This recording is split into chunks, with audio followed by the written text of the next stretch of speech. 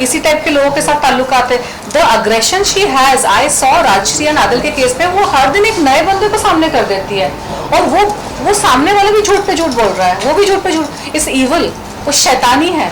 इसीलिए उसने इतने धर्म चेंज किए, लेकिन उसमें बदलाव इसलिए नहीं आया क्योंकि आप इंसान में बदलाव ला सकते हो, शैतान में बदलाव कभी नहीं आता है। और इंसान को माफ़ी मिली है भगवान से, गलतियों की माफ़ी मिलती है, शैतानियत की माफ़ी नहीं होती है।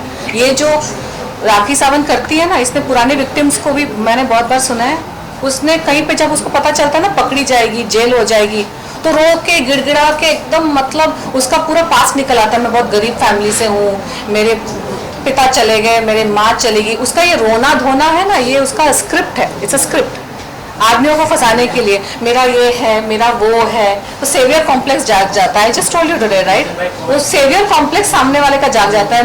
मुझे, मैंने इंटरव्यू देखा रिसेंटली, मुझे प्यार की ज़रूरत है, मुझे प्यार नहीं मिला। भैया सबको प्यार की ज़रूरत है, सबको इज्जत की भी ज़रूरत है। आप इज्जत दोगे ना इंसान को, तो आपको प्यार भी मिलेगा, इज्जत भी मिलेगी, सब कुछ मिलेगा।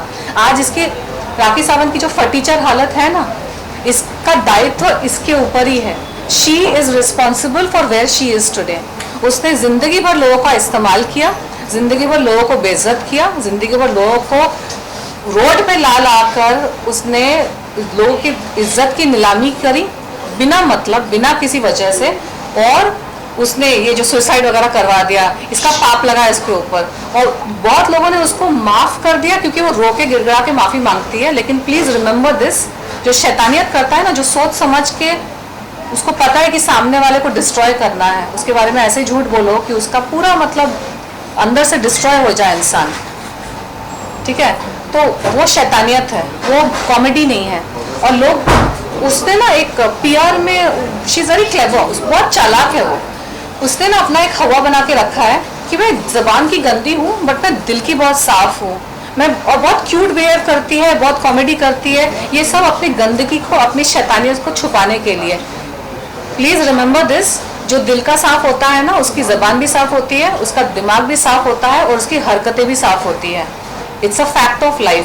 और कभी राखी की लैंग्वेज देखिए, जो तरीके से वो बात करती है, लैंग्वेज देखिए, उससे आप लोगों को समझ आना चाहिए कि राखी की लैंग्वेज क्या है। गालियाँ, जिस तरीके से वो बात करती है, ऐसे बात करती है कि जैसे राष्ट्रीय बात करती है, जैसे मैं बात करता हूँ, जैसे ये बात करती है, ऐसा बात ही नहीं करती, उसका आता ही नहीं है लैंग्वेज बात करना। बिकॉज उसको पता है कि वो उस लहजे में बात करेगी ना, तो सामने वाला चुप हो जाएगा, क्योंकि सामने वाला, if you are there, if I am there, if Rashi is there, हमको आता ही नहीं उस तरह से बात करना, और सामने वाला सहम जाएगा, डर के भाग जाएगा, या फिर समझ में नहीं आएगा उसको। तो शी प्लेज ऑन इट। वो ना, क्या मैंने बोला था, साइकोपैथ है, सोशियोपैथ, साइको है वो।